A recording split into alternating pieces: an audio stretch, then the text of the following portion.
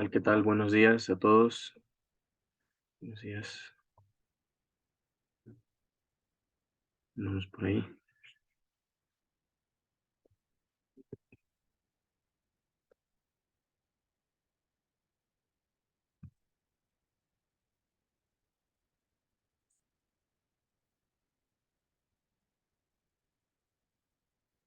Ok.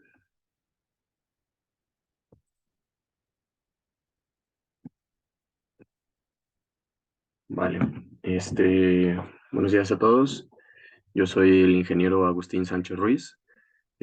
Formo parte aquí de un curso que estamos comenzando, que es de Ingeniería de Diseño Automotriz. Eh, a lo largo de este curso vamos a estar aprendiendo un poco de lo que son los principios de cuál es el proceso completo desde el diseño de una idea que puedan tener, que se vaya desarrollando en el ámbito automotriz, hasta un producto completamente terminado. Dentro de este proceso, pues vamos a ver desde qué es un ingeniero de diseño, qué hace un ingeniero de diseño, a qué se dedica, qué tiene que saber, y entre otras cosas también, ¿verdad? Este, Me gustaría también que fueran participando un poco porque necesito que sea esto un poco más dinámico para saber qué tantos conocimientos tienen, en qué punto estamos, para así irnos desarrollando la clase un poquito mejor, ¿vale?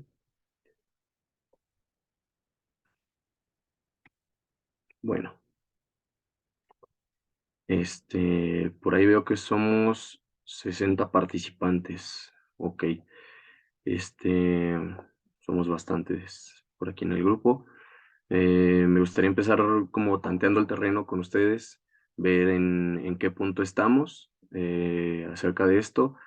Eh, ¿Alguien tiene una idea de qué es lo que hace un ingeniero en diseño? ¿Qué es un ingeniero en diseño?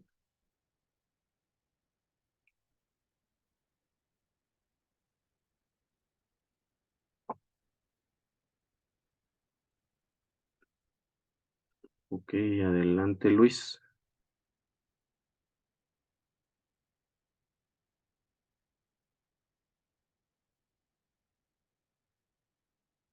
Sí, Luis, adelante.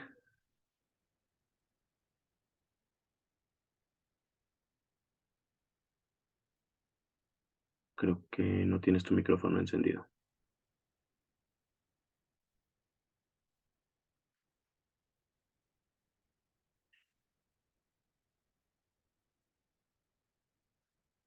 Ok.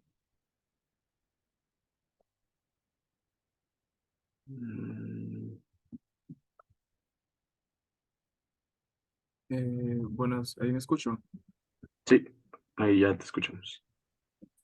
Pero por lo que tengo entendido, un ingeniero de diseño pues se dedica a hacer cálculos de fuerzas, esfuerzos para poder diseñar piezas y ensambles. Ok, y es una buena base. Un ingeniero de diseño efectivamente trabaja con cálculos, trabaja con distribución de fuerzas, trabaja con simulaciones, etcétera, etcétera. Sí, tiene la noción de cada uno de los materiales y de cómo interactúan entre sí. Excelente. ¿Alguno más de los 76 que andamos por aquí?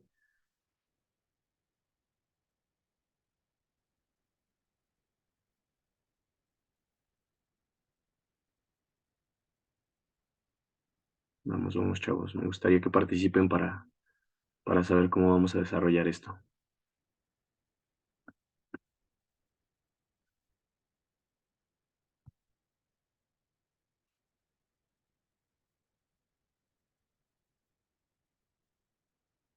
Este, mm, Tufik Awed, me parece. Mm, Una disculpa si por lo del nombre. Ok, adelante, adelante.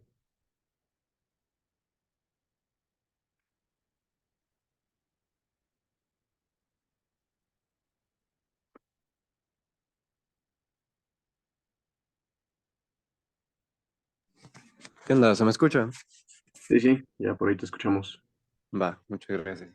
Bueno, primero, buenos días. Sí, para mí lo que es un ingeniero de diseño, aparte de lo que lo que ya habían mencionado, era el CAD o el diseño en general, irlo mejorando constantemente con las nuevas problemáticas que salgan.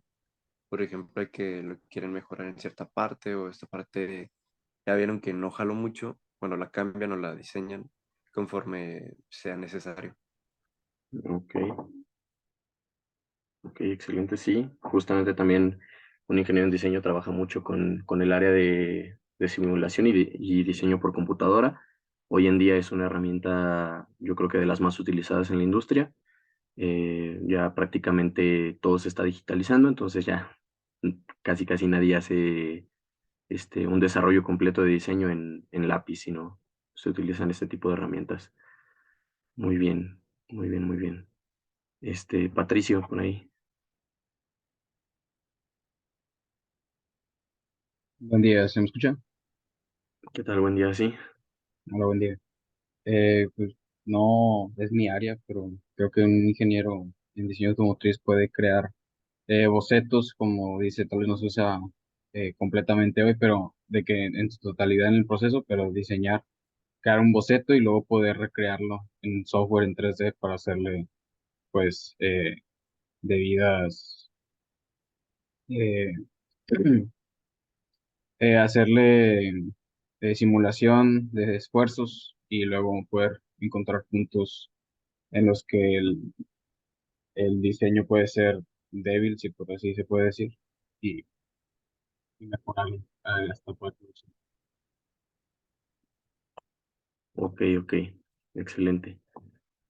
Bueno, creo que tienen la idea todos de lo que hace un ingeniero de diseño de manera general, pero vamos a desglosarlo un poquito por partes para que tengamos la noción. Todo esto es bastante metódico. Un ingeniero en diseño tiene que pensarlo todo como una serie de pasos que se tienen que ir siguiendo. Entonces, vamos a comenzar por ahí, ¿vale? Este, ¿Qué hace un ingeniero en diseño en general? Pues lo primero que tiene que hacer es estudiar la pieza, la máquina, el elemento que va a diseñar, tiene que estudiarlo. ¿Para qué? El propósito del diseño de cualquier elemento, ya sea desde un perno, un engrane, un brazo robótico, una línea de producción, hasta un vehículo completo. Dentro de todo esto, nosotros tenemos que tener en cuenta todos los inputs que nos va a dar la necesidad del vehículo o la necesidad de cualquier pieza. La resistencia, la elasticidad, va a estar sujeto a esfuerzos, tensión, tracción, cualquier cosa. Nosotros tenemos que hacer una lista completa de todos los requerimientos que tenemos o a los esfuerzos a los que va a estar sometido cierta pieza o cierto elemento. Eh, una vez tomando eso en base, nosotros necesitamos regularlo.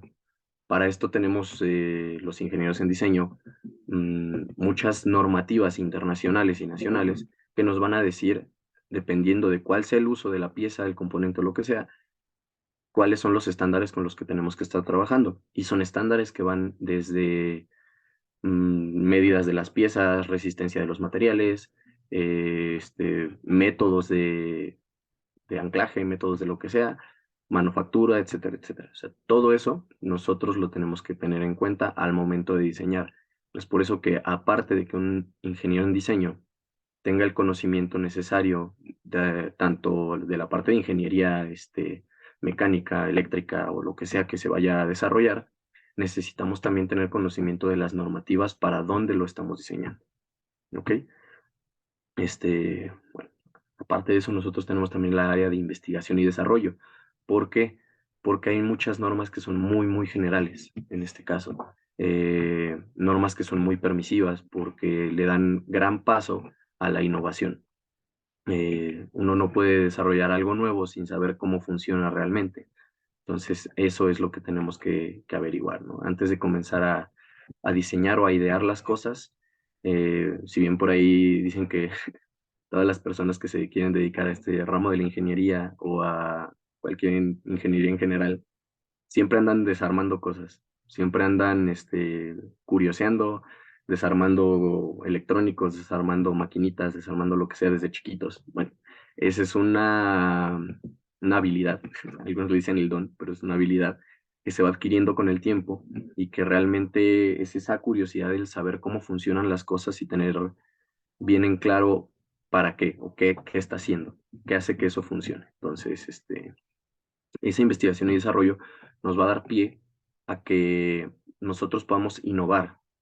Con el hecho de saber los principios de funcionamiento, hay muchos, no sé si ojalá hayan visto algunos, los videos donde son unos videos viejitos, como de los años 60, 70, por ahí, donde están el funcionamiento de los diferenciales de un vehículo, donde están el funcionamiento de una transmisión, el funcionamiento de una suspensión.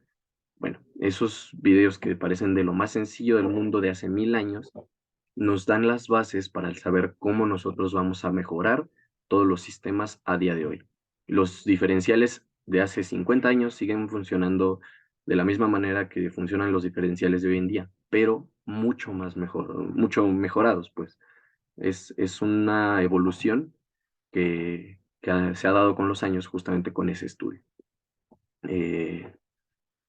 A partir de ahí, ya que se tiene todo ese background de investigación y desarrollo de diseño, se pasa a la parte conceptual. Esa parte conceptual es cuando un ingeniero o lo que sea comienza a bocetar, comienza a pensar en cómo solucionar esa tarea que requiere de la manera más sencilla, de la manera más económica, de la manera más segura. Y todo esto va con ese mismo propósito de diseño desde un principio que dijimos. Tú tienes que desarrollar una pieza, una máquina o un componente de lo que sea, pero lo vas a desarrollar con un propósito de algo. No vas a replicar completamente un auto, una transmisión que funciona exactamente igual que una de hace 50 años, sino que el propósito de diseño que tú vas a tener será el de hacer una transmisión que los cambios de velocidad sean mucho más rápidos, que pueda funcionar con un mucho mayor torque, como el de los vehículos eléctricos, un torque instantáneo, que ya ni siquiera necesitemos una transmisión, sino que sea un convertidor de par y que ya no se requieran las velocidades como tal. Entonces, todo esto va con ese propósito de diseño bien en mente en todo, a lo largo de todo el proceso. ¿Ok? Este, a partir de ahí también se tiene que tener mucho conocimiento de los materiales, de la mecánica de los materiales, porque dentro del desarrollo, una vez que se concibe como tal un diseño conceptual y un modelado, esa selección de materiales viene a que cada material tiene propiedades distintas, tiene una dureza distinta, tiene una conductividad térmica distinta, tiene una resistencia diferente, elasticidad diferente. Entonces, hay piezas que se diseñan con ciertos objetivos en el cual se pueden expandir, se pueden contraer, y todo eso lo tenemos que tener muy bien en cuenta a la hora de diseñar cualquier cosa. Y por eso llegamos a la siguiente parte, que es el modelado y simulación. El modelado y simulación ya es, ahora sí, una vez que ya tenemos el bocetado, el diseño conceptual, hacemos bocetos a mano, por lo general siempre se comienza con un boceto a mano, se plasma la idea de lo que se quiere hacer, se pasa después a la parte de modelado, que ya esto se trabaja en 3D, en diferentes softwares. Ahorita un poco más adelante les voy a presentar los tres principales softwares que se utilizan en la industria, pero básicamente son software donde tú puedes agarrar y diseñar una pieza o pasar de un dibujo a un componente en 3D, el cual tú le puedes hacer análisis de movimiento, análisis de rigidez, estudios de vibraciones, etcétera, etcétera. Hay muchísimos análisis que se les pueden hacer así de manera virtual. Esta es una gran ventaja que ahorita les voy a comentar por qué. Posteriormente es el prototipado. El prototipado de cualquier elemento, de cualquier componente, se lleva a cabo a fin de validar lo que ya se diseñó y se simuló. Una vez que tú ya lo diseñas, haces tus cálculos, tienes la idea de cómo y por qué funciona y que tiene que funcionar, realizas un prototipo. A veces se hacen de materiales económicos, a veces se hacen con los materiales reales, dependiendo de la accesibilidad que se tenga a ellos, pero el prototipado es a fin de validar justamente los diseños antes de sacarlos a línea de producción o antes de realmente llevarlos a un punto de venta, ¿no? Eh, Después de eso, una vez con el prototipado, se le realizan esas pruebas, esa validación, y eso, ahí es donde comienza un ciclo. el ciclo de la optimización y la iteración de cada uno de esos desarrollos de diseño. Muchas veces, por lo general, las simulaciones son una gran herramienta que nos puede indicar cuáles son los puntos débiles de lo que estamos realizando, y para una etapa temprana de desarrollo de producto nos ayuda a ahorrar muchos costos, porque simplemente desde la simulación sabemos que tiene un punto débil, y en lugar de nosotros manufacturar la pieza y esperar a que falle para volverla a mejorar, la simulación te lo dice. La simulación te puede decir cuál es el punto más débil de tu componente, y a partir de ahí tú puedes mejorarlo. Entonces, esa es la optimización. La iteración tal cual es lo mismo, pero ya con la pieza fabricada. Ya una vez teniendo un componente, una máquina, algo físico, saber qué es lo que está haciendo bien y buscar puntos de mejora. Y posterior a eso, ya el punto final al momento de realmente nosotros lanzar un producto, lanzar una máquina, conectarla a una línea de producción, es donde se requiere ese punto de estandarización y normatividad, el cual tiene que cumplir para que esos mismos sellos sean respaldados por organismos internacionales. Ok, vamos a ver qué dicen por aquí. Excelente. La clase de diseño desde el trabajo. A veces sucede esto. Muy bien. ¿Alguien hasta aquí tienen algún comentario, alguna duda? ¿Queda más o menos claro cuál es el proceso que hace un ingeniero en diseño?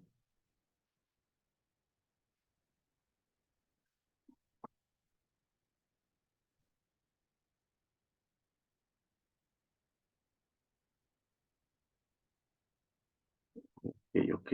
Pregunta por aquí Luis. ¿Cuál sería el paso más crítico? Realmente es un proceso en el cual se debe de poner mucha atención al detalle en cada uno de los pasos, pero a mi parecer yo creo que todo parte del propósito de diseño y del levantamiento de necesidades. Si tú tienes un propósito de diseño bastante claro y tienes un levantamiento de necesidades bueno, donde puedes captar todos los requerimientos que tienes, eh, realmente lo demás se va dando poco a poco. Ahí, como les menciono, hay softwares de diseño que te apoyan muchísimo, hay libros de cálculo como 1000 Exceles que te facilitan muchas cosas, pero realmente uno de los pasos donde hay que tener un poco más mm, de pericia y tener un poco más de atención es en ese levantamiento de necesidades y en establecer ese propósito de diseño. El proceso más tardado, esa es una buena pregunta, dependiendo de las habilidades. Ahora sí, en este proceso de ingeniería de diseño, depende mucho de las habilidades que se tengan como ingeniero, el cual te lleve más tiempo. Tengo muchos compañeros que se pueden tardar mucho en el diseño conceptual, pero al momento de modelarlo en 3D y hacer simulaciones, es rapidísimo. O al revés, que por ejemplo son rapidísimos dibujando a mano, o son rapidísimos haciendo los cálculos y sabiendo qué es lo que se va a hacer, pero se tardan mucho en otros pasos, ¿no? Depende de la habilidad de cada ingeniero y de la especialidad que se tenga. Por lo general, cuando se cuenta con un ingeniero en diseño o se llega a una industria como tal, ya industrias grandes, llámese General Motors, Stellantis o cualquiera de Tesla o lo que sea, no hay ingenieros en diseño que se especializan en una sola cosa. No es como tal que te encarguen hacer una pieza o que te encarguen desarrollar un proyecto y ese mismo ingeniero tenga que aventarse todos los pasos. Por lo general, cuando llegas a la industria, eh, hay ingenieros que se encargan de la simulación, y es un grupo de ingenieros que solamente hace simulación, pero son profesionales haciendo esa simulación. O, por ejemplo, el desarrollo conceptual. Muchas veces los ingenieros proyectistas o los project managers son los que se encargan de desarrollar ese propósito de diseño y de recopilar esas necesidades, ¿no? Entonces, eso es algo muy, muy, muy importante. Este, la previsualización de problemas de interferencia de tamaños.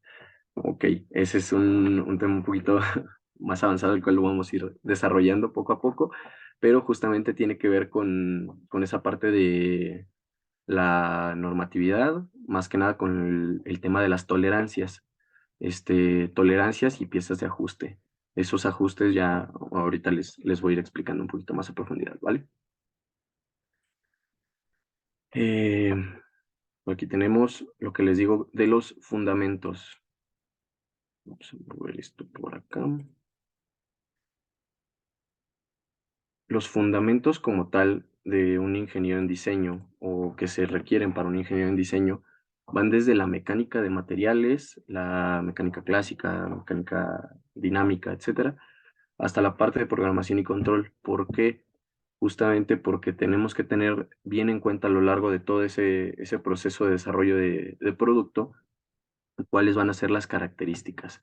Y si se tiene un amplio conocimiento de los materiales, de cómo funcionan, de cómo interactúan, de las variaciones que tienen dependiendo del objetivo con el que se utilizan, vamos a ser un ingeniero mucho, mucho más completo, al igual que la parte de dinámica y cinemática.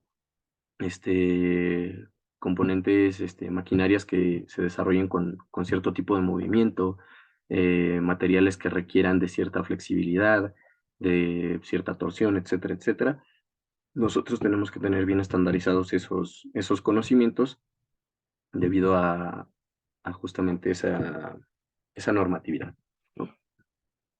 Y por la parte de programación y control, al momento de nosotros llevarlo a una línea de producción, al llevarlo a el ensamble con algún vehículo o lo que sea que tratemos, por ejemplo, con sistemas de hidráulicos, con sistemas de refrigeración, con sistemas robóticos, siempre vamos a tener que tener bien en cuenta esa programación y el control que se le va a llevar para esas máquinas, ¿no? Ok. ¿Alguna duda por aquí todavía? ¿Cómo vamos?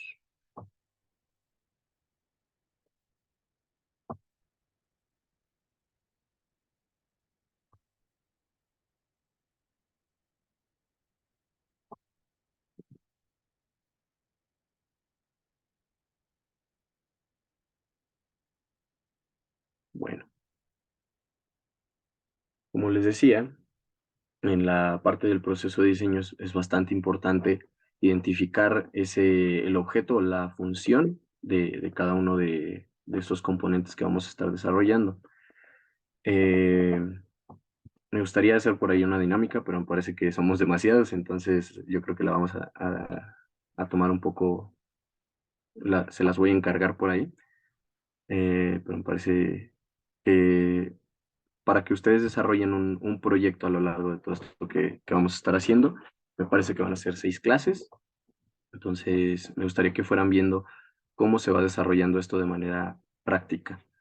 Ese reconocimiento de necesidad, que tomen algo cerca de donde estén, tomen alguna máquina, algún componente, algún juguete o lo que sea, y lo intenten mejorar. Igual, no sé si tengan alguna herramienta por ahí, que también se pongan a analizar cuál es la función que cumple cada uno de esos componentes o cada uno de esos materiales que interactúan. Ok. Posteriormente, dentro de ese mismo proceso de diseño de manera general, existe esa definición del concepto, ¿no? Ya una vez que ya se reconocen las necesidades, se enlistan los objetivos de para qué se está desarrollando y como les comentaba, ahí es donde nosotros tenemos que saber qué se va a hacer. Si, por ejemplo, una llave necesita estar sujeta a una torsión muy grande, a una fuerza muy grande, pues vamos a nosotros poner que sea más resistente, pero que al tiempo sea más ligera. Entonces, esa mejora es donde se tiene que colocar. Desde el principio, una vez que se tiene el reconocimiento de la necesidad, una maquinaria que haga tal cosa, vamos a establecer cuáles son los objetivos, que es enlistar esos objetivos, hacerla más ligera, hacerla más durable, hacerla más pequeña, no lo sé, dependiendo del uso al que se le vaya a dar. después de ese concepto de enlistar esos objetivos, se procede al esquema de la ideación, ya al desarrollo esquemático de esta pieza o de este componente que vamos a estar trabajando, y es donde les comento que por lo general siempre se comienza con papel y lápiz. Así es como se desarrolla todo esto, que vamos a imaginar cómo funciona, por ejemplo, una bomba de fluidos, una bomba de frenos, una bomba de lo que sea. Pues bueno, va a trabajar con un fluido, va a estar sujeta a presión, tiene que tener un inlet y un outlet, donde va a entrar el fluido, dónde va a salir, qué fuerza se le va a aplicar. Todo esto es ahí donde nosotros tenemos que echar mano de los cálculos y realmente desarrollar toda esa ingeniería de producto en esa etapa tan temprana.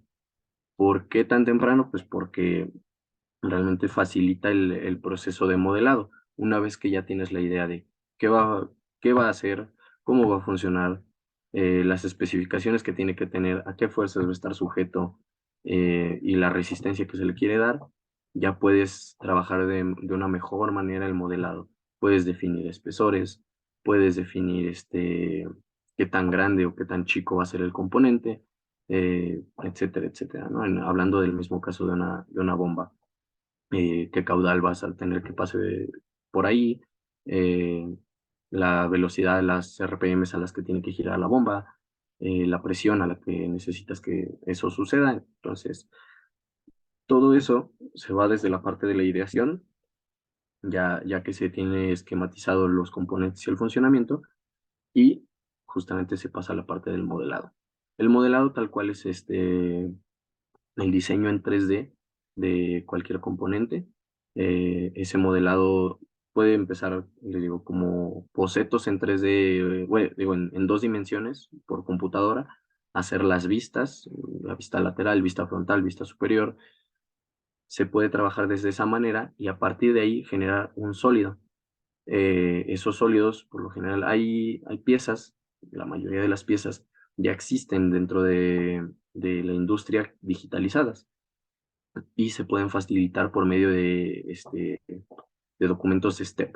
Esos documentos STEP son en 3D, son un modelo en 3D que nos puede facilitar la industria acerca de un diseño que ya se trabajó durante mucho tiempo. Háblese de, no lo sé, sistemas de baterías, bujes, hay cualquier cosa que ya esté estandarizada o que ya se tenga un desarrollo de producto como tal, tengan por seguro que existe en 3D, y entonces eso facilita bastante el proceso del acople o el proceso para desarrollar un producto complejo que tenga muchos componentes, para no estar nosotros pues diseñando cada tornillo, diseñando cada pieza por sí misma, ¿no? De igual manera, por ahí, vamos a ver.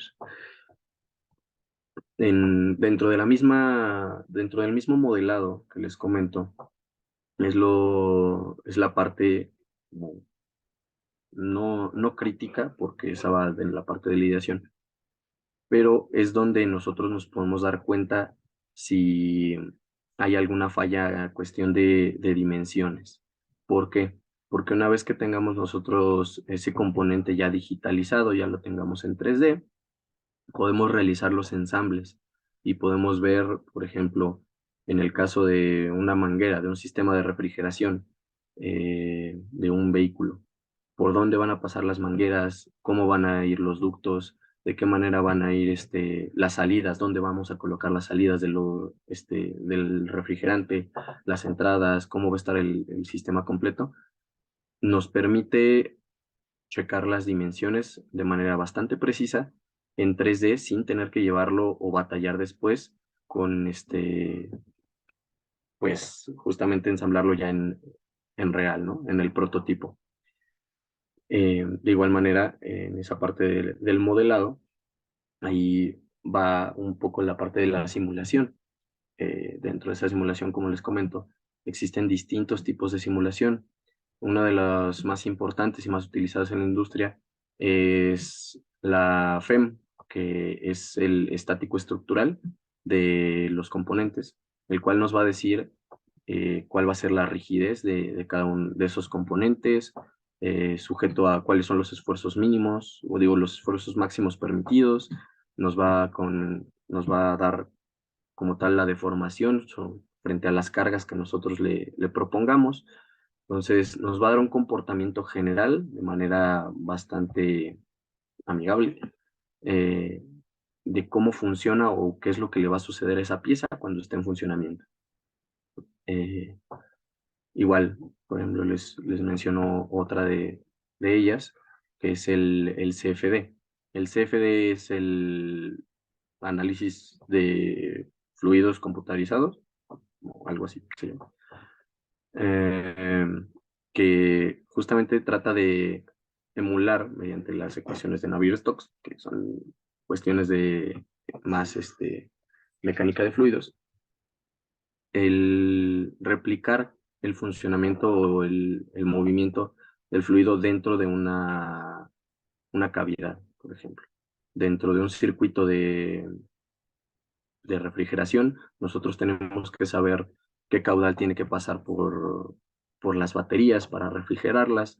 Tenemos que tener en cuenta también cuál es la presión a la que se requiere el sistema, qué tanta energía o qué tanta disipación de calor tendrá. Entonces, todo eso se puede trabajar mediante CFD y análisis térmico. Son simulaciones un poquito complejas, pero realmente al momento de desarrollar un producto como tal, es bastante, bastante útil en la industria. Después de eso ya, como les mencionaba, en cuestión del prototipado o el desarrollo de maquetas, se replica, ya sea a una escala más pequeña o con materiales un poco más económicos o lo que sea, la pieza que vamos a estar trabajando. En el caso de un chasis, a veces se hace eh, un chasis de manera tubular, se realiza un chasis de diferentes materiales, justamente para revisar el dimensionamiento que sea adecuado, tanto en el CAD como ya de manera física.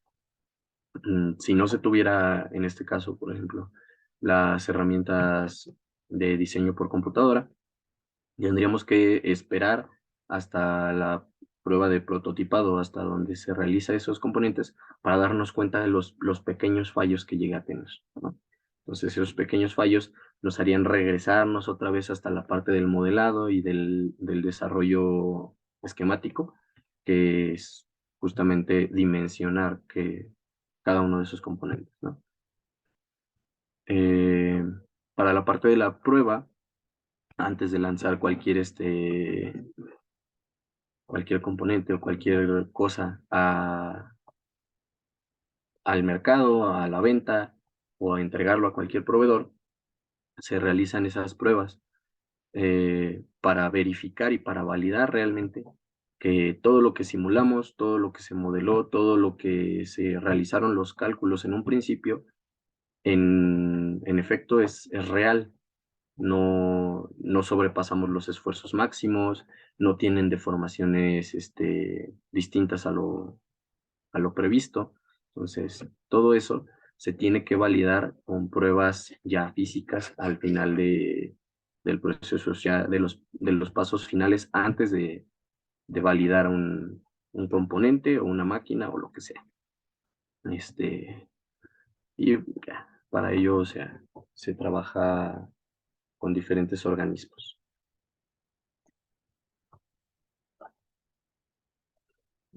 Aquí es justamente lo que nos estaba preguntando hace rato por ahí un compañero, que justamente se trabaja, esos propósitos de diseño, por lo general, siempre están englobados dentro de estos 4 puntos.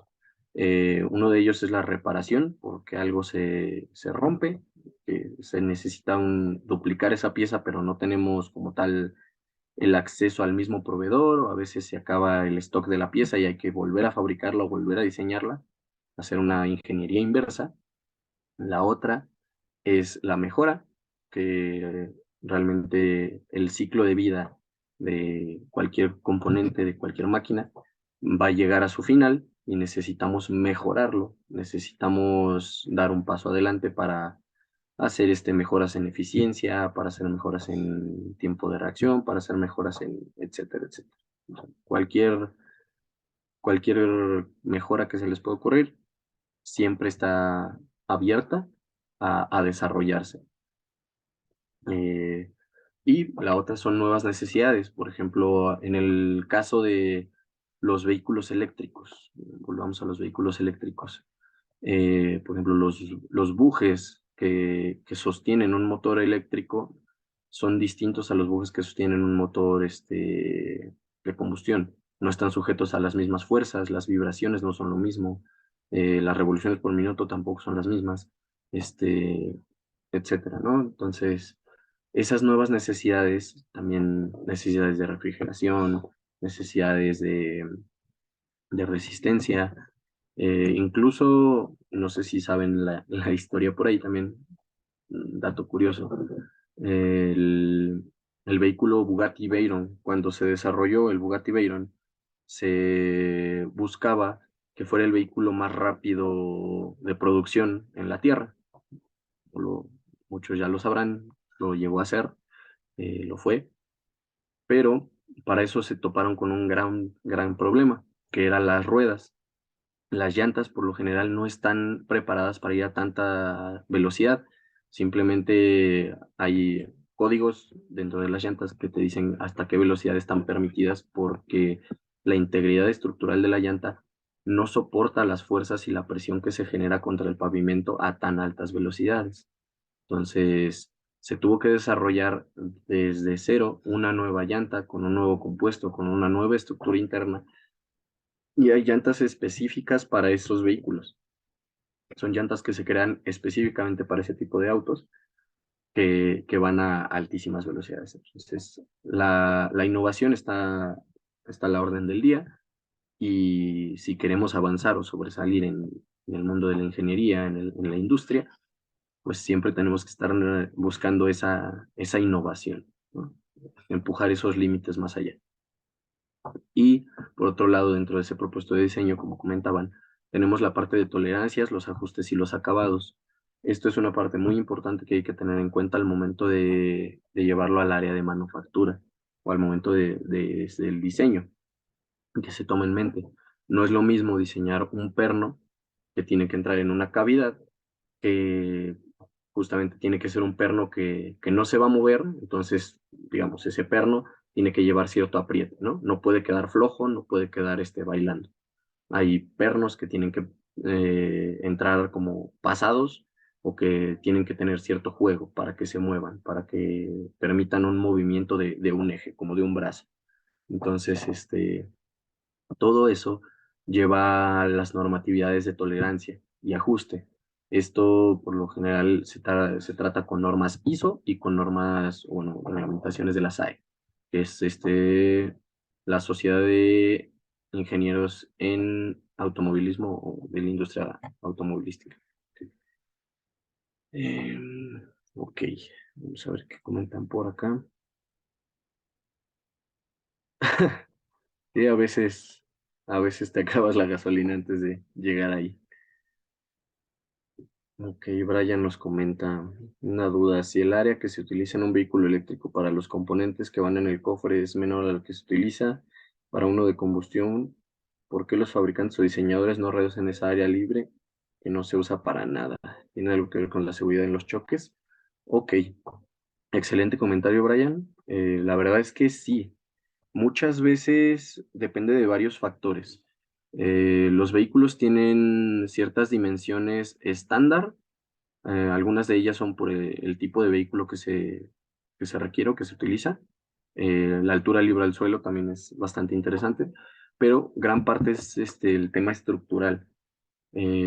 Ahorita vamos a comentar acerca de todos los sistemas que conlleva un vehículo, pero dentro de lo mismo se requiere dentro del parachoques un área de deformación.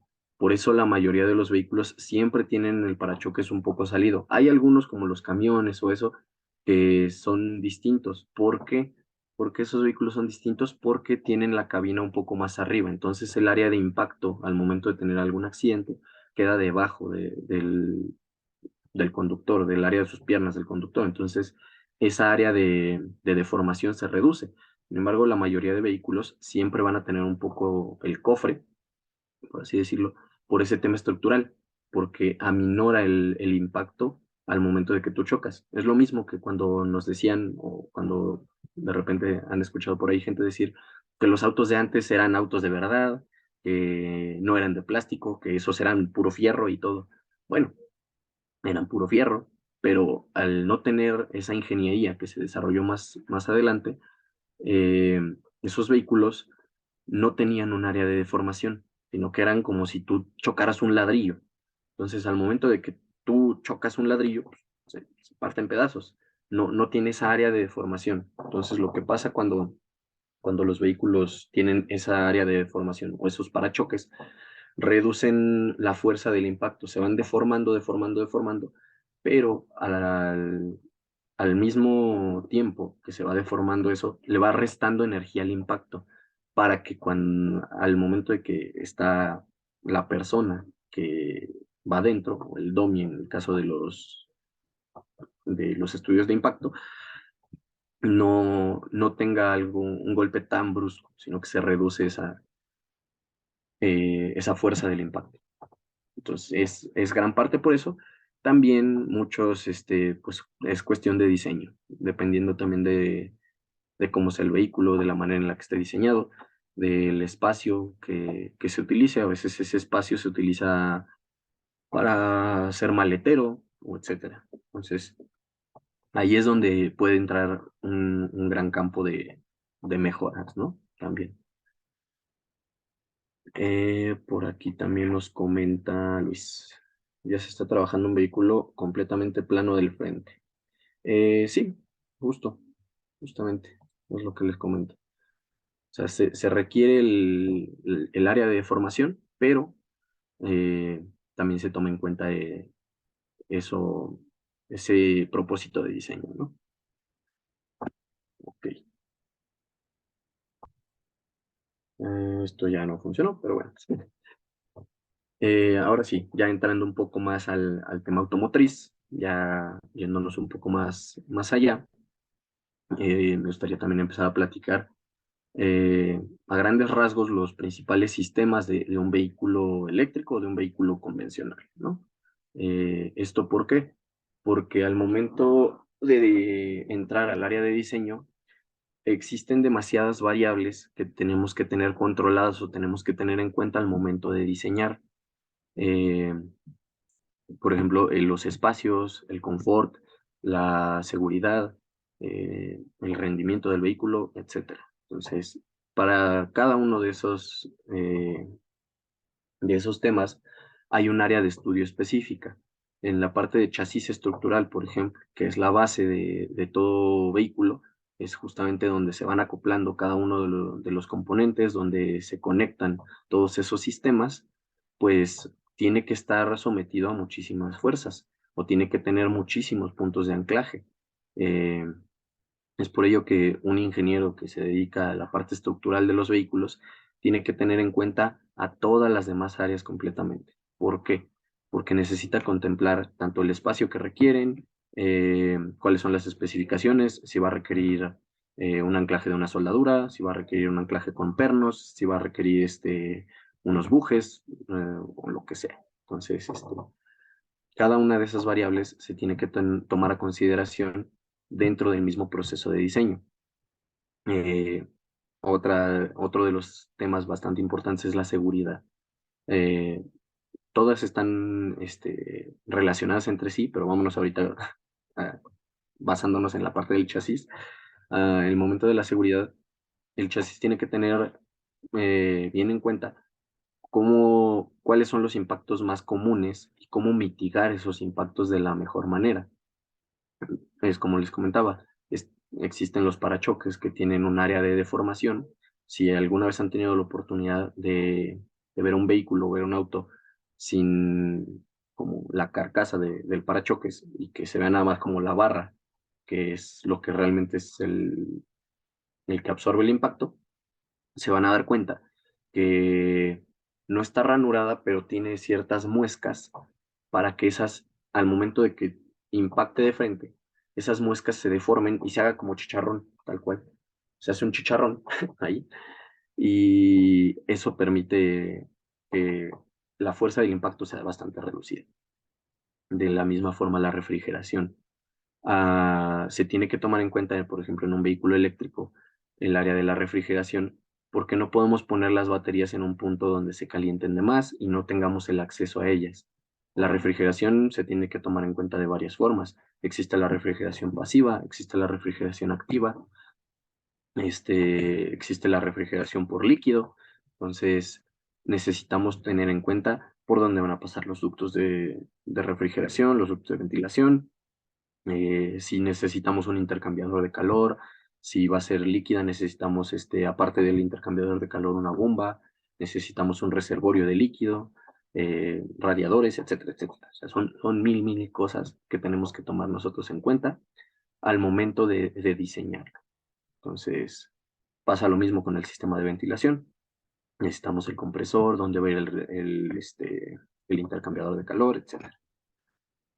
Y uno de los puntos más importantes dentro de los vehículos eléctricos en general son las baterías. Y es algo que ahorita está como en pleno auge y tenemos esa oportunidad de crecimiento.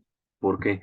Porque está cambiando mucho la manera en cómo lo vemos. Si bien las baterías son un componente muy pesado y lo ideal es colocarlos en la parte más baja del vehículo para que tenga un comportamiento más dinámico, para que mantengamos el centro de masa bajo.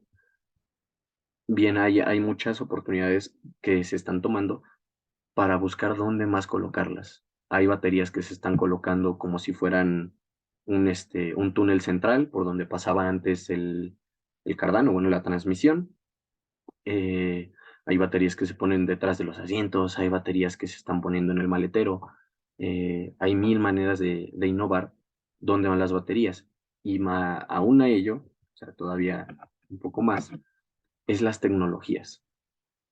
No es lo mismo tratar con baterías de un tipo que de otro. Por ejemplo, las de litio ferrofosfato, las baterías litio-po 4, que me imagino que por ahí algunos han de conocer, son baterías bastante nobles al momento de ser utilizadas, ya que no requieren tanto, no tienen tanto estrés térmico al momento de descargarse y tienen una mayor tolerancia a altas temperaturas. Son baterías que puedes trabajar alrededor de 55, 60 grados y no les va a pasar gran cosa. Cosa contraria a las baterías de níquel-cadmio o a las baterías de ion litio, que son baterías que tienen otro tipo de necesidades, pero tienen una entrega de potencia mayor. Entonces, por ejemplo, las baterías de litio ferrofosfato las podemos dejar con una ventilación pasiva. Podemos dejarles un ducto de ventilación que las está refrigerando con un pequeño intercambiador de calor y listo, con unas aletas y listo. Y por ejemplo, las baterías de ion litio o las níquel-cadmio no las podemos dejar de esa forma porque corren un riesgo mucho más alto. Entonces, ¿a qué voy con todo esto? A que hay muchas variables que hay que tener bien contempladas al momento de diseñar un simple componente. Pasa lo mismo suspensión y dirección. El comportamiento de un vehículo deportivo que está pegado al suelo, que tiene un comportamiento dinámico bastante bueno, que es muy ligero, no es lo mismo tratar con un off-road, un, una camioneta 4x4 que muy posiblemente la lleven a los cerros, a brincar piedras o que esté muy expuesta de la parte inferior. Obviamente el comportamiento y el estrés a nivel estructural es completamente diferente. Igual en el caso de los frenos, existen distintos tipos de frenos y cada uno de ellos tiene sus componentes. Frenos de disco, frenos de tambor que ya están más viejos y creo que ya prácticamente ningún vehículo los utiliza, nuevo. Y más actualmente los frenos regenerativos de los vehículos eléctricos, que si bien no son directamente parte del sistema de frenos como tal, sino parte como si fuera una transmisión, se contemplan dentro del mismo sistema de seguridad o de disminución de velocidad, ¿no? De desaceleración. Bueno, de aquí me gustaría escucharlos, o bueno, ver comentarios de este tema que les llama la atención, dudas, algo acerca de esto que les voy comentando. Vamos a ver. Ok, no todos los tests son fiables. Sí, claro. Hay varios organismos que se dedican a testear los vehículos y a hacer esas pruebas de impacto. Y de hecho hay una escala en la cual se evalúan esos vehículos. Hay carros que salen con 5 estrellas, no sé si han escuchado el Latin NCAP o el Euro NCAP. Son organismos que se dedican justamente a testear los vehículos al momento de los impactos. Y hay carros que sacan una estrella o que sacan media estrella prácticamente. Y hay carros que sacan 5. Por ejemplo, eh, me parece que la Tesla Model X sacó 5 estrellas en todas las pruebas de choque, en pruebas de volcado, porque es una camioneta que, si bien está muy reforzada por el tema de las baterías, también eso le ayuda a mantener su centro de gravedad bajo. Es muy poco probable que esa camioneta se voltee. Los sistemas de seguridad que tiene y de mitigación de impacto son muy buenos. Entonces, no es que sean del todo fiable, sino que se evalúa. No es que por testear un vehículo ya sea completamente seguro utilizarlo, sino que hay una escala en donde nosotros podemos ver qué tan seguros son los vehículos o qué tan inseguros se pueden volver. Un vehículo eléctrico que solo utiliza el freno regenerativo. En muchos vehículos eléctricos existe esa oportunidad o esa opción de utilizar el freno regenerativo mucho más de lo que utilizas el freno mecánico. Y esto va más con la configuración y el estilo de manejo de cada quien. Si bien no podemos deshacernos de los frenos como tal del sistema de frenado convencional, porque es un sistema de seguridad específico para la desaceleración o para el frenado, los frenos regenerativos, su función principal no es como tal el frenar. Su función principal del freno regenerativo, como su nombre lo dice, es regenerar esa energía que se pierde de cierta forma en los frenos hacia el motor. ¿Qué es lo que sucede? No sé si ustedes conozcan, o espero que sí, los dínamos. Los dínamos hace bastante tiempo se utilizaban en las bicicletas para poner un foco. Lo que hace un dínamo es como un engrane o una ruedita que va dando vueltas, va dando vueltas, va dando vueltas, va dando vueltas. Y esa misma energía que toma de la llanta o de lo que sea que esté girando, eh, la transforma en energía eléctrica para encender un foco, para cargar una batería, para cargar un carro o digo un teléfono o lo que sea. Eh, Ese es el objetivo principal del freno regenerativo, como tal no es frenar. Los frenos son un sistema de seguridad específico de los autos que se, no veo el punto en el cual se puedan mitigar. Pero si bien se pueden ir mejorando y hacerlos cada vez más eficientes, no creo que en algún momento los frenos desaparezcan.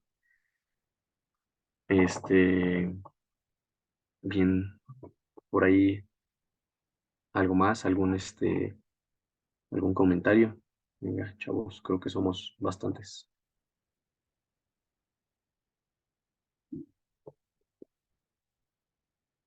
Ok, ¿qué programa se utiliza para diseñar? Yo en lo personal estoy bastante acoplado al uso de SolidWorks y me agrada CATIA. De hecho, son del mismo fabricante. Ahorita les comento cuáles son como algunos pros y contras de ambos, pero sí depende, son usos distintos. Los softwares de diseño se utilizan para diferentes cosas.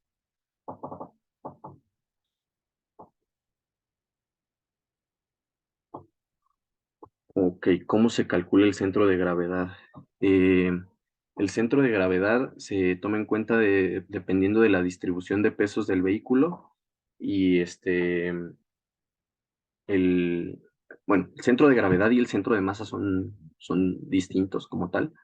El centro de gravedad es donde se encuentra como ese punto eh, del sólido en general, tomando el vehículo o lo que sea como un sólido en general, el punto de donde se atrae hacia la Tierra, bueno, así se define, y se calcula conforme a esa distribución de pesos del vehículo, por ejemplo, hablando ya de un auto, eh, qué tan alto o bajo tienes el peso. Por ejemplo, si tienes las baterías en la parte baja del vehículo, que es un componente bastante pesado, ese centro de gravedad va, va dependiendo de la distancia que tengan, por ejemplo, al suelo.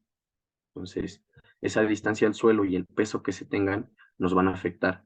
Nos afecta más es la distancia con el suelo, no tanto como la longitud, por ejemplo. En un plano 2D, si lo viéramos desde arriba, el centro de gravedad posiblemente, les comento, en el plano superior, se encuentra muy cerca del centro del auto. A esto vamos también con la distribución de pesos, ¿no? Por ahí no sé si han escuchado que los vehículos tienen una distribución de peso de 60-40, 50-50, y depende mucho eso el comportamiento del auto, ¿no? Este, eso ya es parte de la dinámica que se va desarrollando. Pero sí, justamente eso depende principalmente de la distancia al suelo y del peso de cada componente. Se tiene que mapear justamente dónde está el peso de cada componente, dónde va a estar ubicado, y ya una vez teniendo todos esos datos, se puede obtener ese centro de masa o ese centro de gravedad.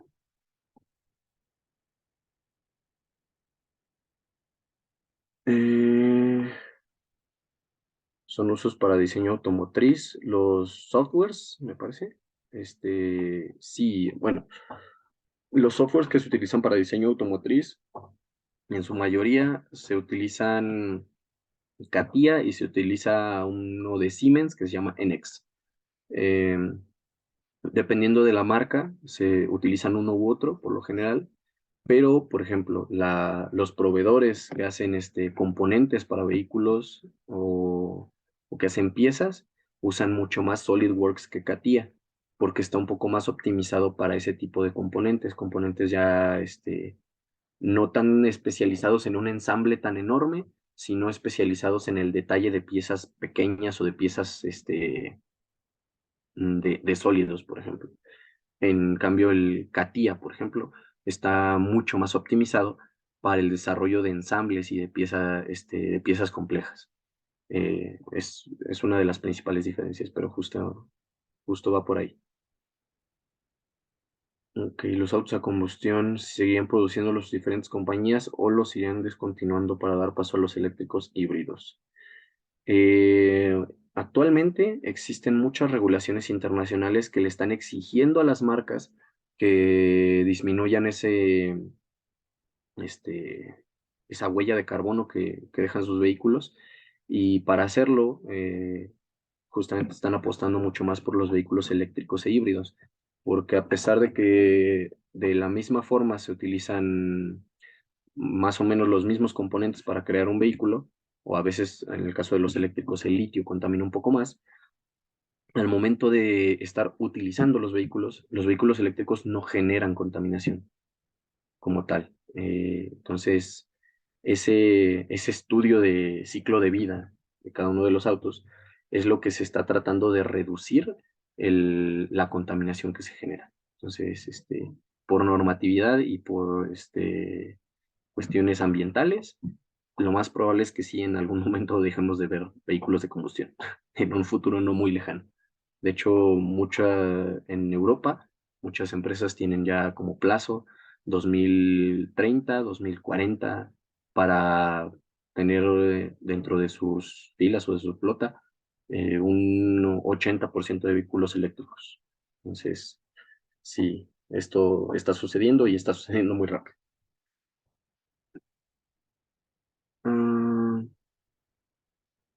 Tipos de factores de seguridad con los que ha trabajado. Ok.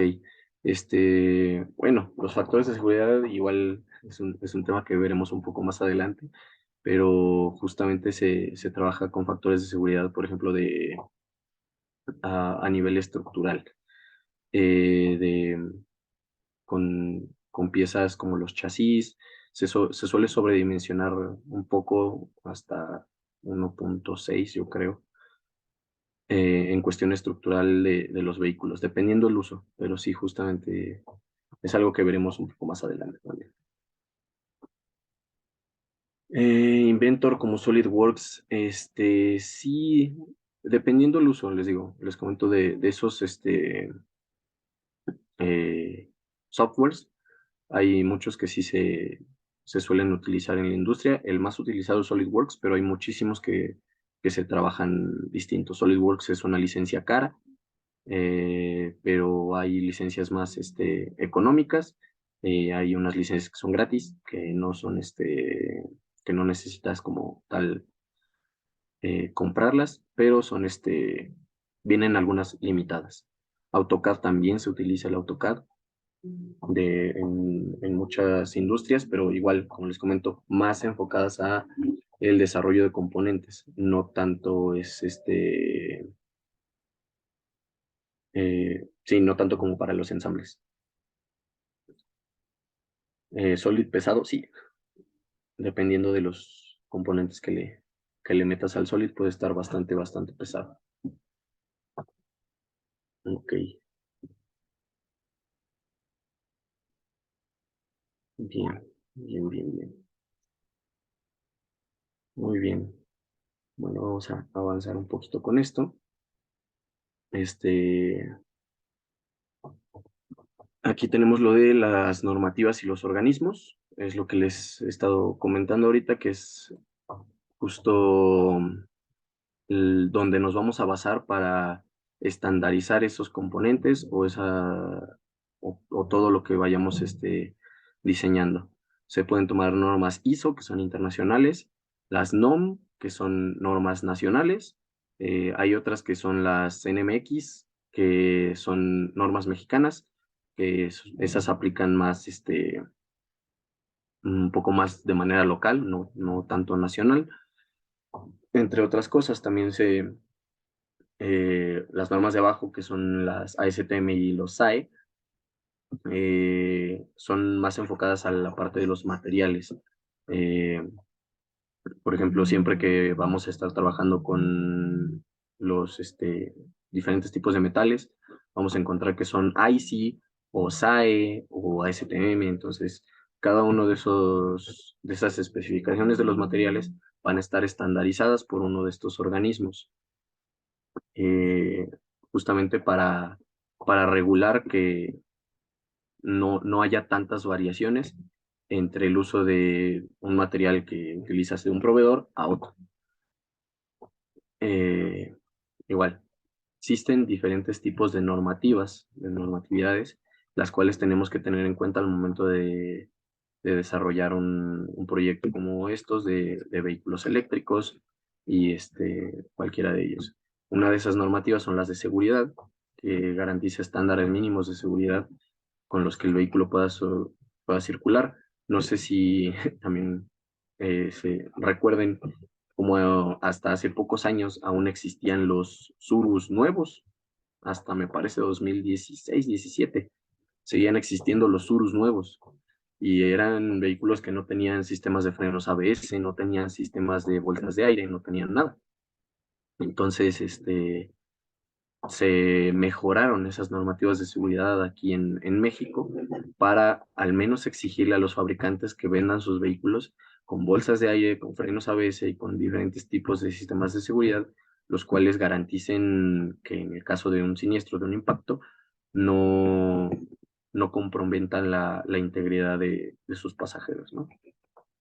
Eh, También tenemos, por otro lado, normas ambientales, que estas normas ambientales lo que nos dicen o lo que nos regulan un poco más es la cantidad de contaminantes que generan los vehículos. En el tema de vehículos eléctricos, estos son un poco más hacia la parte de la manufactura de los vehículos, como tal, y las fábricas, por la contaminación que que se hace haciéndolos, porque como les voy comentando, no generan como tal muchos contaminantes al momento de utilizarlos.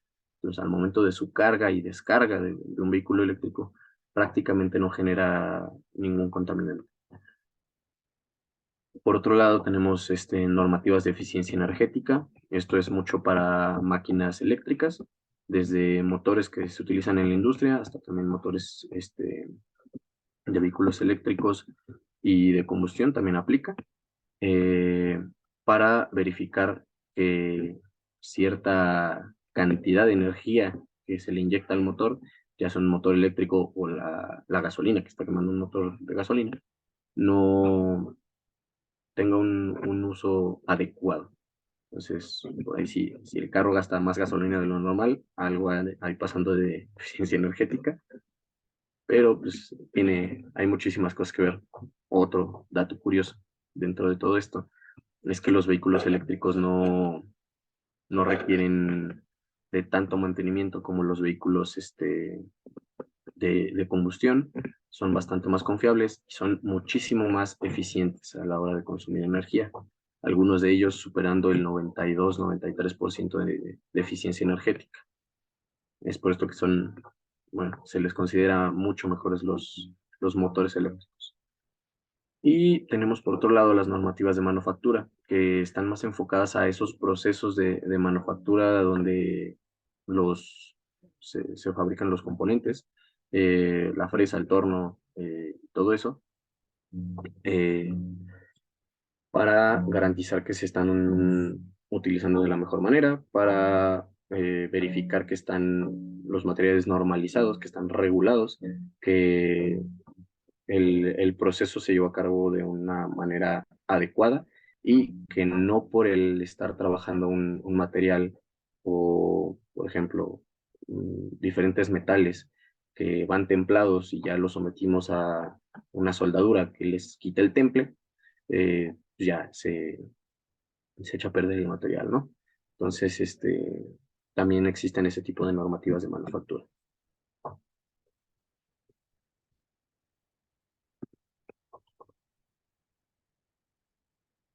Ok, vamos a ver qué dicen por aquí.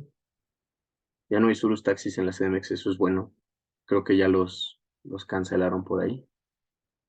Y por acá nos comentan qué diferencia hay en motores eléctricos híbridos con los de combustión. Ya que los de combustión al encender el motor genera ruido junto con el escape. En los híbridos y eléctricos, pues esto mismo. Y si no llevan la tradicional de combustión, que usan bujías, filtros, etcétera. Ok.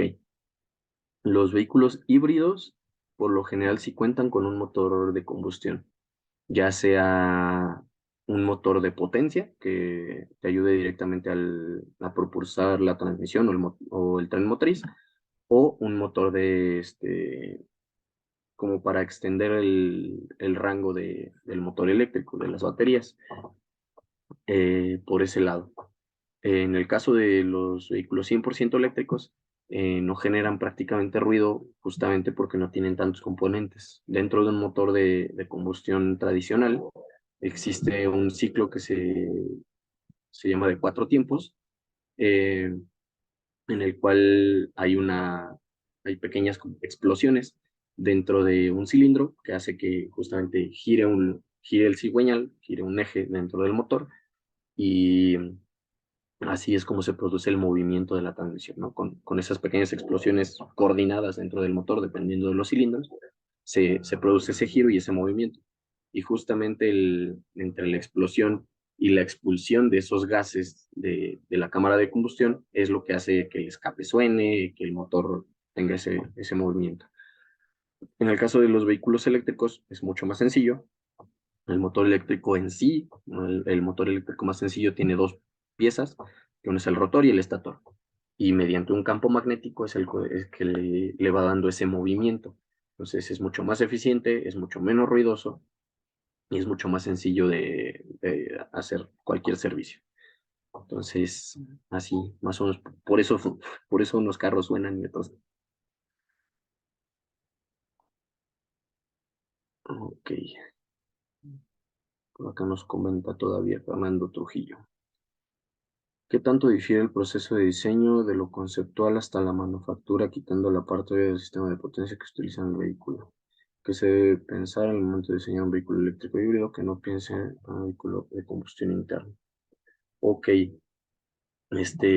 primero que nada, yo creo que el aislamiento, el sistema de aislamiento eléctrico es algo de lo más importante que se tiene que tomar en cuenta y de lo de mayor cuidado al momento de diseñar un vehículo eléctrico. Primero que nada porque es bastante sensible. Si hay alguna falla en ese sistema, si por así decirlo hay un mal aterrizaje a tierra o hay algo que está haciendo un corto de alto voltaje, es muy, muy, muy peligroso. Eh, de ahí en fuera el proceso es prácticamente el mismo, solamente cambiaría el acomodo de los sistemas, pero es prácticamente lo mismo, el proceso sigue siendo el mismo. Este, bueno, aquí está lo que les comentaba del diseño asistido por computadora. Tenemos los tres softwares principales que se utilizan dentro de la industria automotriz. Uno de ellos es SolidWorks, que es yo creo que uno de los más accesibles a nivel estudios universitario, porque se tiene un convenio o, por ejemplo, la empresa que los provee es Dassault Systems. Ellos tienen bastantes convenios con universidades, etcétera, etcétera, en el cual te van dando las bases de lo que es estos softwares, ¿no? SolidWorks, como les mencionaba, está más enfocado al desarrollo de piezas más en concreto, en específico, a detalle, para la manufactura de las piezas. Eh, es por eso que es un poco más detallado al momento de ese diseño. CATIA es un software de la misma marca que les digo, es Dassault Systems, pero va un poco más enfocado a la industria automotriz como tal.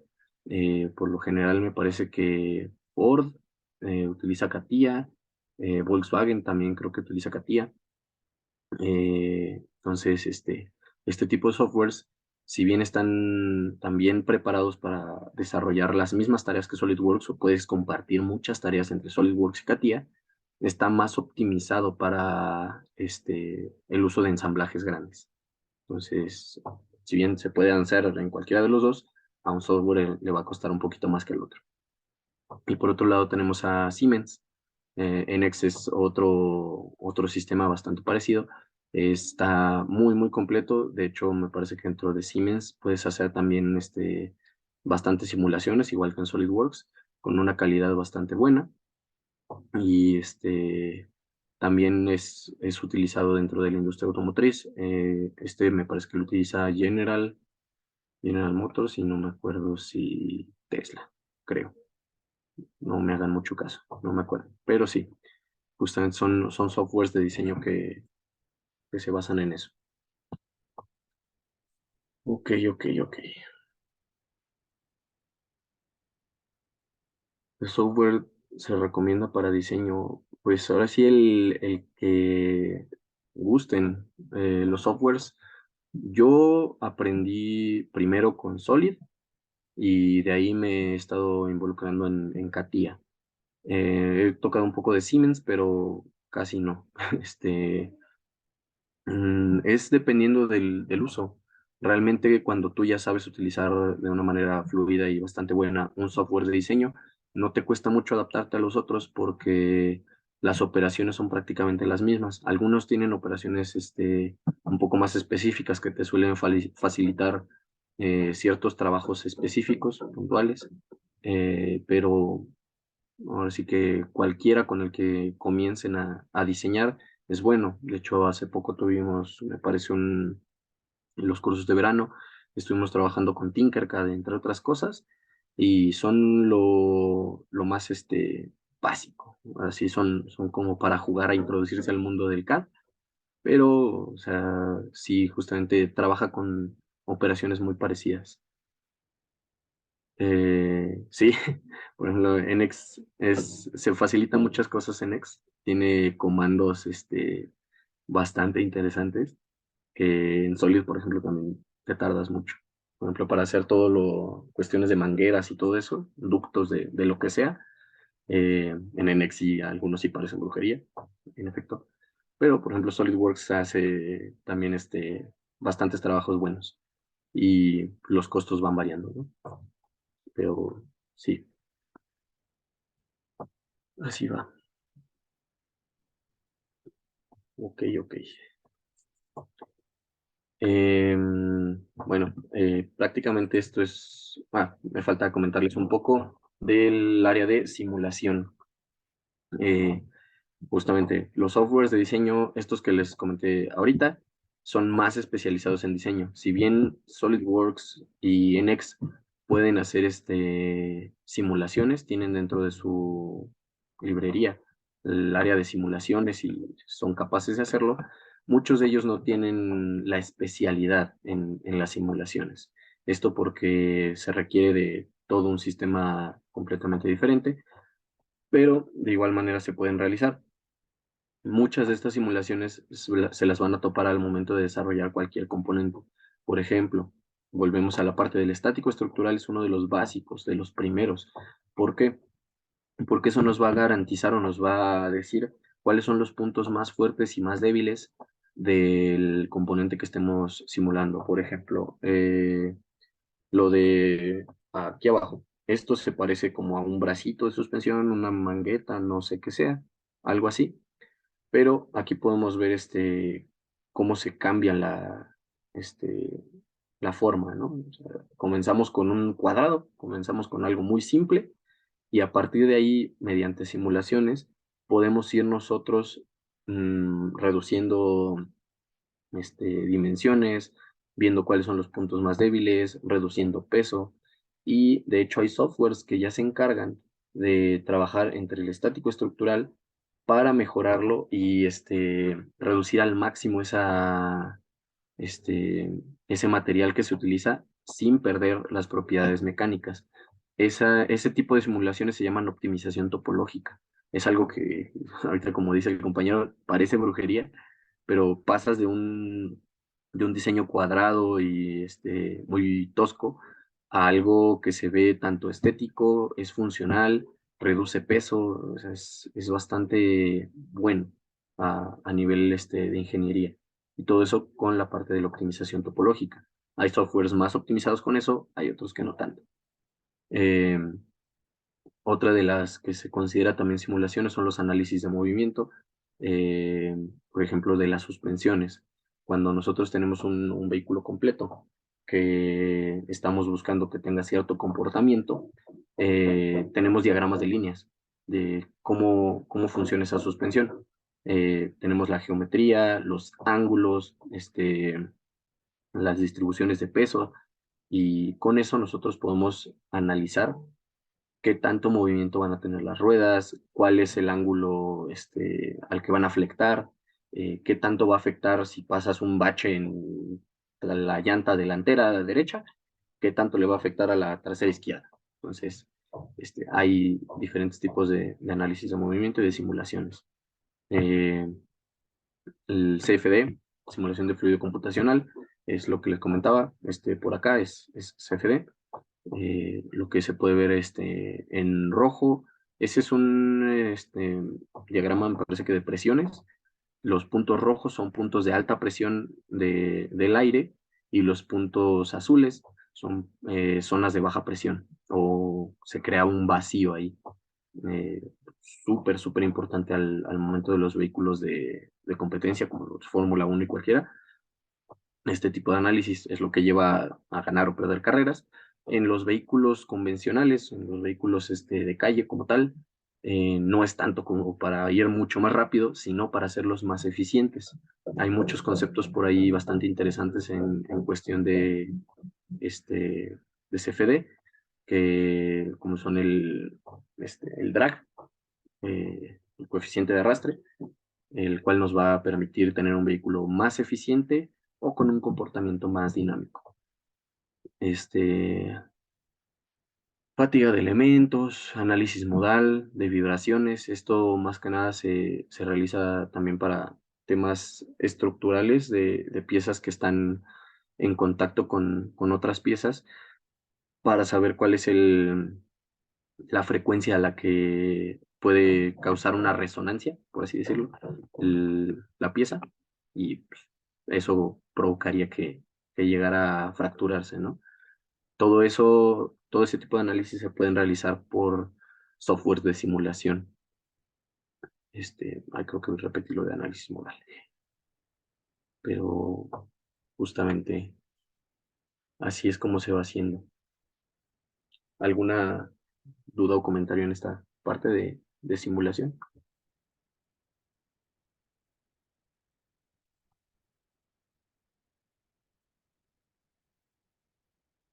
Hay que tener conocimientos específicos en base a lo que se quiere obtener para poder elaborar simulaciones de manera adecuada y asertiva. Exactamente.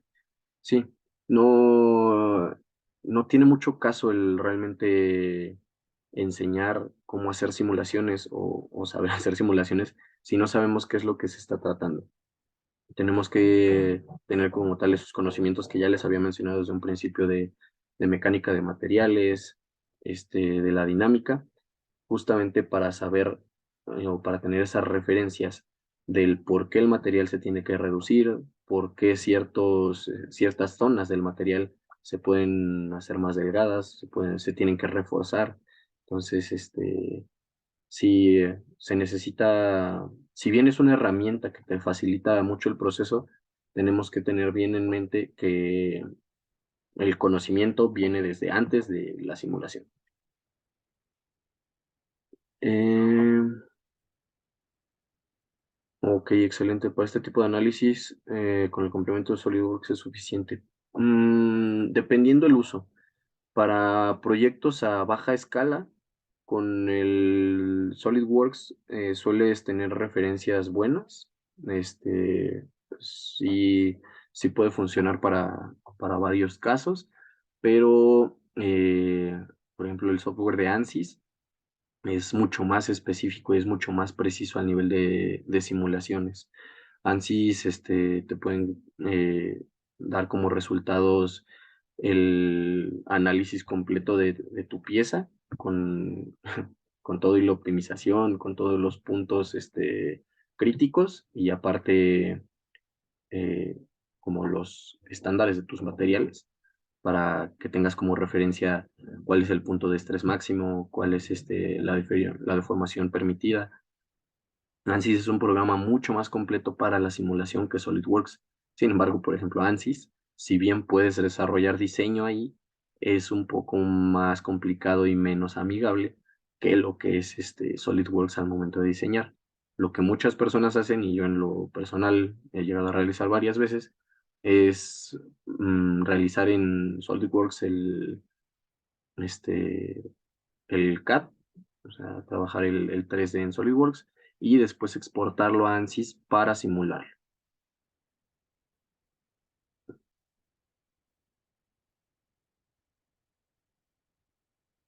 Ok, ¿cuánto tiempo dura el proceso de simulación desde una fase inicial a una fase terminal de desarrollo de diseño? Para comprobar que los análisis han sido correctos, generalmente, ¿cuántas fases de diseño se tienen? Eso depende mucho del diseño que se esté desarrollando.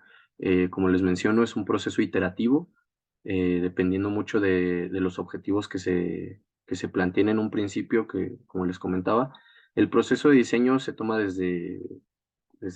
bueno, para la simulación y el CAD, después de la parte de la ideación, del levantamiento de necesidades y ya del bocetado de tu modelo en 2D. Desde ahí se empiezan las iteraciones. Así que hay veces que ya estás terminando y de repente la simulación te arroja un punto crítico que requieres cambiar porque no te habías dado cuenta de que ahí había un fallo y te tienes que regresar otra vez.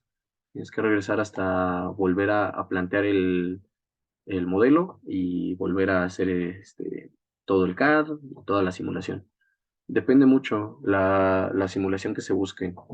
Las simulaciones, por ejemplo, de estático estructural son bastante, bueno, al menos a mí se me facilitan un poco más y son bastante rápidas, no demandan tantos elementos, bueno, tantos datos de la computadora, no le exigen tanto, pero por ejemplo CFD, hay veces que sí se requieren computadoras bastante potentes porque si no, pues sí, como que se les exige demasiado y se tardan bastante los análisis de CFD, porque lo que hacen es, mediante un sistema de mallado, todas las simulaciones trabajan con sistemas de mallado, el cual subdivide cualquier sólido que tú tengas o con el que estés trabajando y realiza operaciones pequeñas en cada uno de esos, de esas subdivisiones de la malla, ¿no? En cada uno de esos elementos y dentro de esos elementos después interactúan con los otros y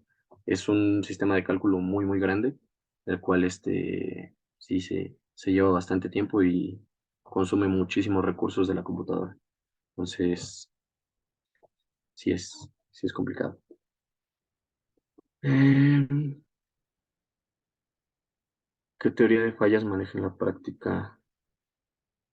Mm, Creo que no entendí del todo la pregunta, como teoría de fallas. Hay distintos tipos de fallas que nos pueden arrojar.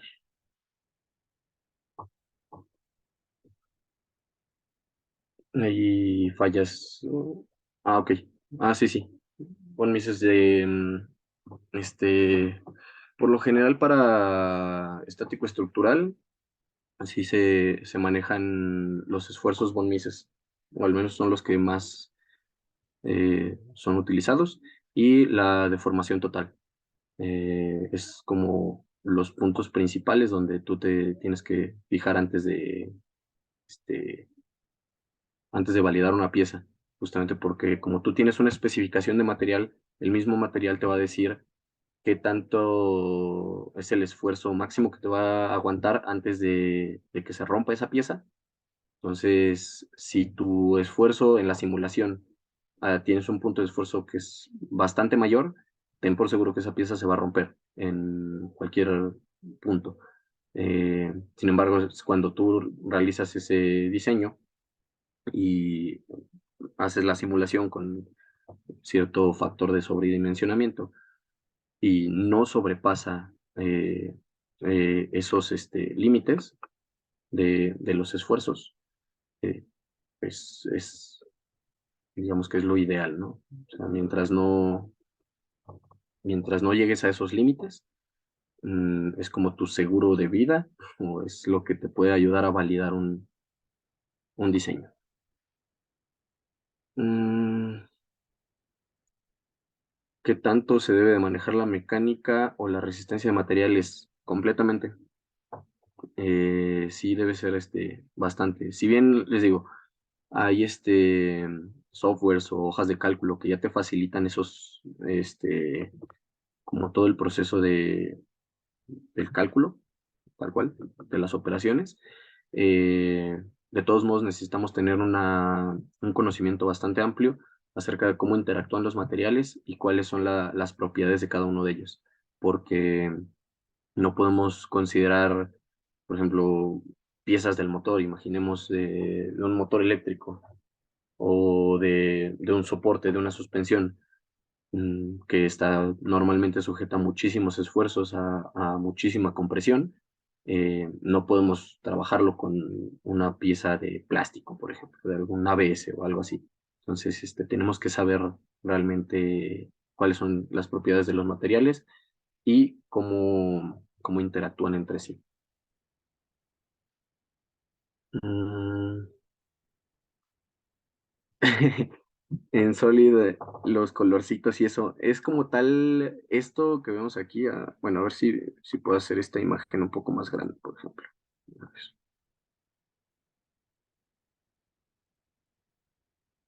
a ver, ya la tenemos por aquí. Ok. tenemos aquí en la parte de la simulación una escala de colores, el cual nos va a decir, mira, no era presión, era velocidad de fluido. Eh, Esta escala de colores nos va a decir justamente qué tanto va a variar esa dimensión, en este caso es velocidad, pero puede ser presión, puede ser los esfuerzos, puede ser la deformación, cualquier cosa, nos va a decir cuánto es lo máximo y cuánto es lo mínimo. Nosotros tenemos que prestar por lo general más atención al máximo, que es el punto que nos va a dar como crítico, en donde nosotros tenemos que discernir entre si el material que estamos proponiendo o la geometría que estamos proponiendo es el adecuado o sobrepasa los niveles permitidos por el material, que esos niveles nos los va a dar el fabricante del material, como tal, en los datasheets del material. Pero o sea, sí, se ven muy bonitos los colores, pero hay que saber interpretarlos. Por ejemplo, aquí hay una zona de baja velocidad, aquí hay una zona de alta velocidad de fluido, y tienes que saber qué te causa esta zona de baja velocidad, por ejemplo. Aquí te va a causar drag, pero también te va a causar un efecto de succión, el cual si tú pones, por ejemplo, hay un, una entrada de aire o un radiador, va a ser bastante bueno, ¿no? O algo así, digo, es un ejemplo, pero tenemos que desarrollar ese criterio.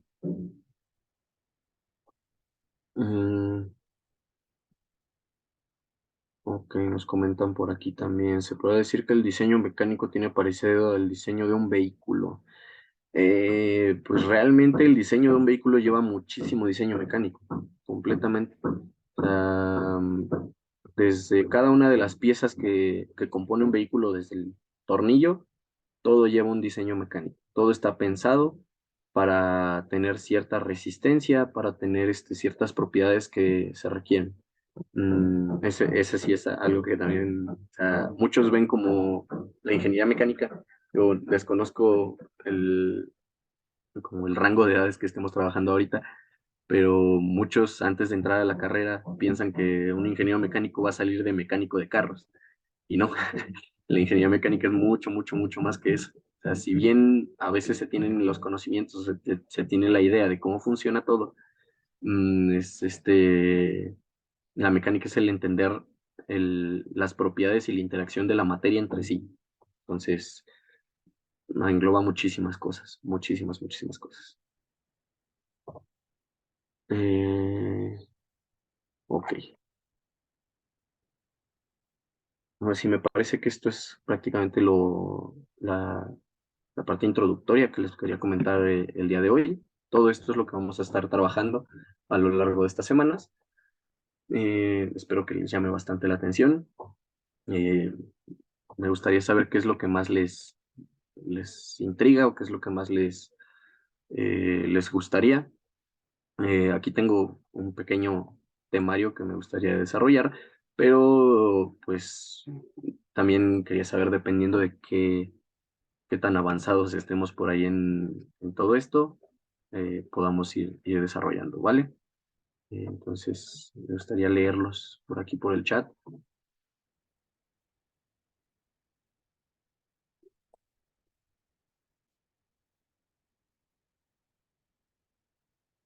Ok, diseño de componentes y sistemas automotrices.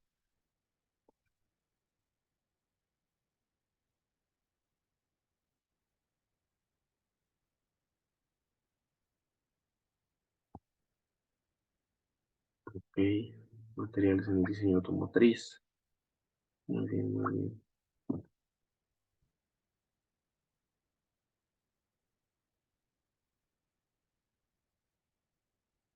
Creo que ya se puede por ahí para que abran sus micrófonos si gustan.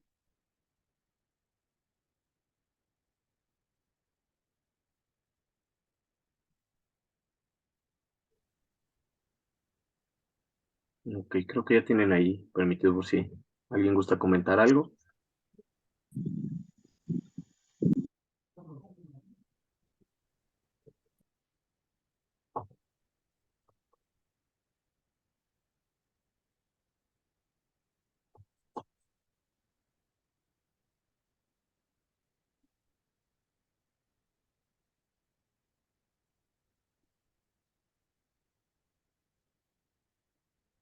Ok, ¿cómo incursionar en el diseño automotriz sin experiencia profesional? Sí, es algo interesante. La verdad,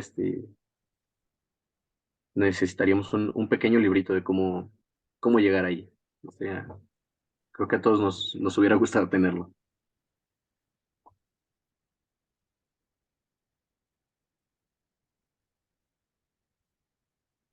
Eh, por el momento creo que solo vamos a trabajar la teoría. Este va a ser como un pequeño curso introductorio, porque sí, como que enseñarle SolidWorks en una sola sesión es un poco complicado.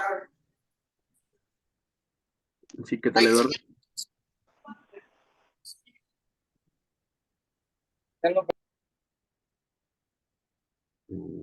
Creo que no te escucho por ahí, Eduardo. Charit, sí, claro. Sí, ¿sí me escuchan? Sí. Mire, bueno, yo que estoy estudiando como técnico mecánico automotriz, igual ahí aplicaría para hacer diseño automotriz, siendo técnico mecánico, o solamente es para ingenieros. Digo, son cosas diferentes, pero va de la mano.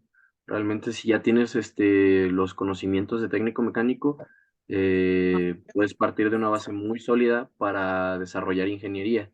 Tal cual, me parece que la parte de técnico mecánico no está tan enfocada en el desarrollo de componentes, en el diseño, pero ya tienes muchas nociones entonces acerca de cómo funcionan las cosas, cuál es el principio de funcionamiento, cómo interactúan ciertos sistemas. Entonces, digo, sí son cosas diferentes, pero es un buen punto de partida.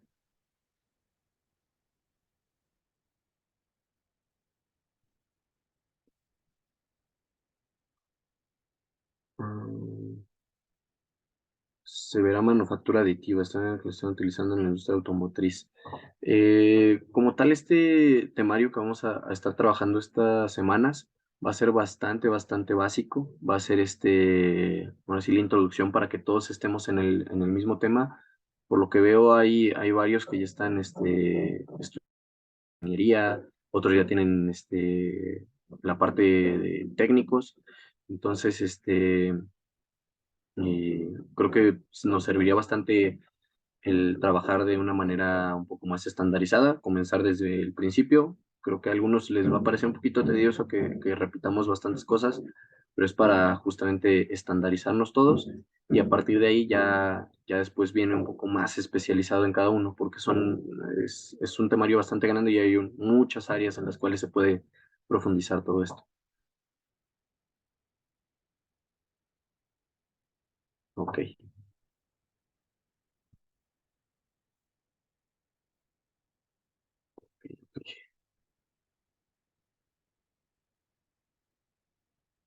Muy bien. Bueno, de mi parte, creo que por ahorita sería todo en esta primera acercamiento con ustedes. Si tienen alguna sugerencia, igual alguna inquietud que quisieran tratar, me escriban ahí por el chat y estaré pendiente y lo vamos considerando a ver qué tanto podemos llegar a profundizar en ciertos temas, ¿vale?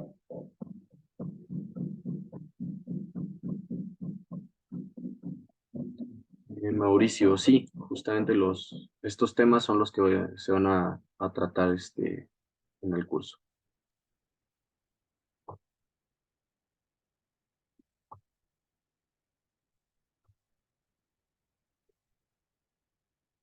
Gracias a ustedes, gracias. Listo, Agustín, muchísimas gracias. Estamos ahí en contacto, nos vemos el jueves en la mismo horario, de 10 de la mañana a 12. Igual, jóvenes, hoy nos vemos con el ingeniero Román de 8 de la noche a 10 de la noche. ¿Va? Te agradezco, Agustín, por tu tiempo, excelente contenido y nos vemos el jueves, si Dios quiere. Cuídense Excelente. mucho. Excelente día a todos. Gracias igualmente. Excelente día. Nos vemos.